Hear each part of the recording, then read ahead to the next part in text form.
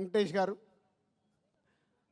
రామానాయుడు గారు, అంటే మేము మాలాంటి వాళ్ళకి ఎందరికో నిర్మాతలకి ఇన్స్పిరేషన్ రామానాయుడు గారు. నేను సినిమా ఫీల్డ్లోకి వచ్చేటప్పుడు రామానాయుడు గారిని ఇలాంటి టాప్ ప్రొడ్యూసర్స్, అంటే సినిమాలో ఇన్వాల్వ్ అయ్యి ఒక సినిమాని సూపర్ హిట్ చేసిన నిర్మాతలు ఎవరెవరు ఉన్నారని నేను చాలా అనాలిసిస్ చేసుకునేవాడిని, అంటే వాళ్ళ బాటలో నడవడానికి. అందులో మొదటి వ్యక్తి తెలుగు సినిమాలో రామానాయుడు గారు. మేము చూసిన వారు దాంట్లో ఒక నిర్మాతగా రామానాయుడు గారు చరిత్ర సృష్టించారు. ఇండియాలోనే టాప్ నంబర్ ఆఫ్ ఫిలిమ్స్ తీసిన నిర్మాతగా గిన్నీస్ బుక్లోకి ఎక్కారు. సో వారి తర్వాత వెంకటేష్ గారు సినిమా ఇండస్ట్రీలోకి హీరోగా వచ్చినప్పుడు మేము మా నర్సింగ్పల్లి మా ఊర్లో ఉన్నాం.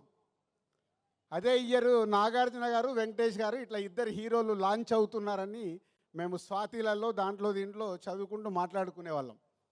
మాట్లాడుతున్నప్పుడు ఎవరికి ఫ్యాన్ అవ్వాలి, నాకు ఎందుకో వెంకటేష్ గారి ఫోటో చూడగానే నేను వెంకటేష్ గారి ఫ్యాన్ అయ్యి ఫిక్స్ అయ్యాను.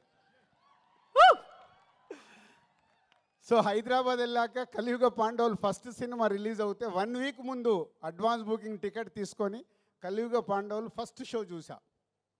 అలా నాకు తెలియకుండానే నేను సినిమా ఫీల్డ్లోకి వస్తానని కూడా నాకు తెలియదు అప్పుడు.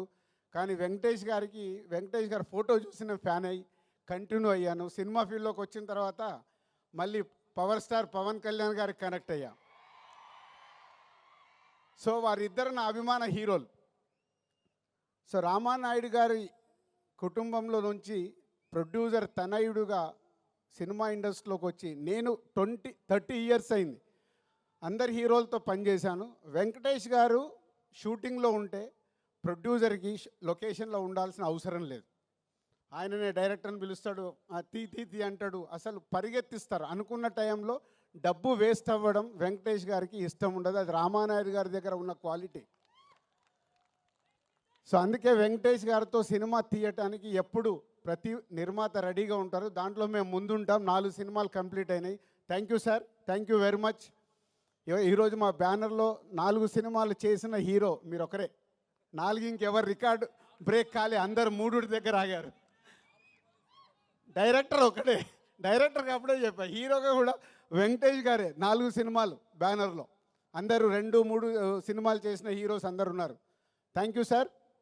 నిర్మాతని అంత ప్రేమగా అద్భుతంగా చూసుకునే హీరో మీరు. సో మీలాంటి వారు సినిమా ఇండస్ట్రీకి ఎంతో ముందుకెళ్ళటానికి, ముందు తరాలకు కూడా మీలాంటి వాళ్ళు ఎగ్జాంపుల్ అవుతారు.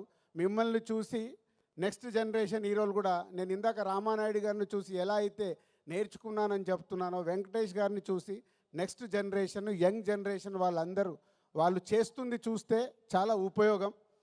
సో మీలాంటి వారందరికీ థ్యాంక్ యూ వెరీ మచ్.